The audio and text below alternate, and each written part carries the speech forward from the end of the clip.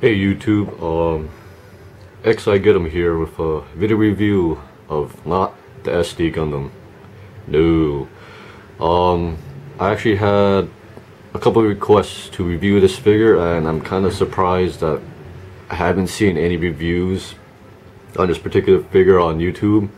I don't know if I'm typing in the wrong words or not that much people want to review it, but let me just move this little guy out the way. You know, season greetings, you know, happy December, Christmas, whatever. So let me just get that guy out the way and bring in what I'm going to review. And it's gonna be quite big. Well, not as big, but pretty big. Just bringing the box in here. You can see it's a white box so far, but let me just tilt this thing up, let the camera focus. I hope it focuses. Is it going to focus? And there you go. Today I'm going to be reviewing the Real Action Heroes Black Rock Shooter, but as you can see, this is not the regular Black Rock Shooter. This is the white edition, and like I said just recently or earlier, I'm surprised there's not as much reviews on this thing on YouTube.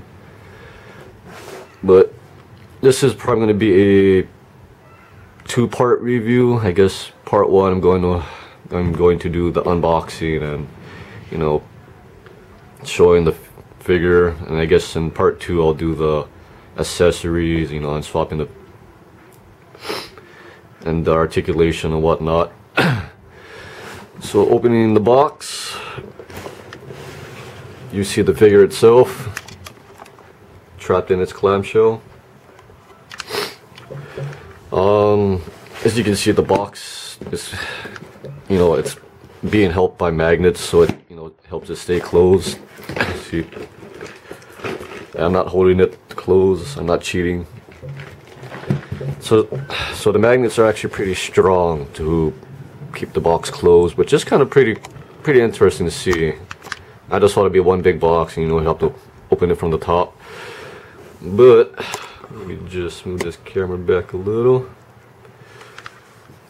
As you can see, here's the figure itself. If you can't see it, sorry. It's a pretty tall figure. It may not look tall in the camera or from your point of view, but it's pretty tall. And just moving this on the side, you can see the accessories. You can see her axe, her 5 interchangeable hands, and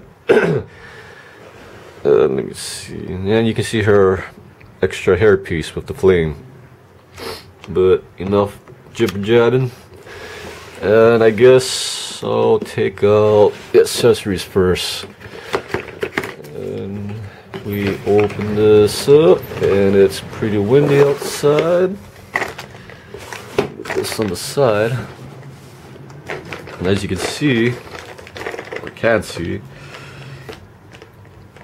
see her axe, pretty big axe, pretty heavy. And then of course you see interchangeable hands. I'll go over that more in detail in part 2. And last but not least is our extra hairpiece with what was it? The black eye flame. No, I did not say black guy. I'm not being racist here. Moving that on the side. Opening up the other side. Pull out the figure. Oh boy, something tells me something's gonna fall. Or not fall. Alright, I got lucky. Just laying her down for a bit. Actually, before I show the figure, you can see she has a nice backdrop. You know, little backdrop inserts, kind of like with Figma's. You can see it's kind of a black and white checkerboard. This is pretty nice. You know, suits the character or the figure, both. Whatever. Moving on. Another thing she comes with is, of course, her stand, which I read is pretty shite. As you can see, whoops, I dropped something. But yeah, you can see the stand. It comes with 4 of these. things. I have no idea what they are because I don't really use them when I display the figure. But you get 4 of these. I guess I don't know if you use one or you use multiple ones, but you get 4 of them. Each one is in different sizes. Unless I keep dropping them. So yeah, you get that. I don't use a stand. Then I wonder if she'll stand in the clamshell. As you can see, you get the figure itself.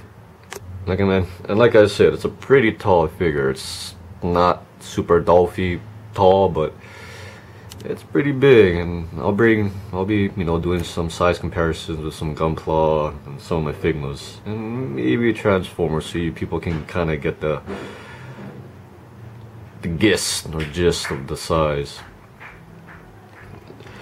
So I guess this will wrap up part 1, and I guess part 2 I'll show you accessories, articulation, and my final thoughts of the figure itself.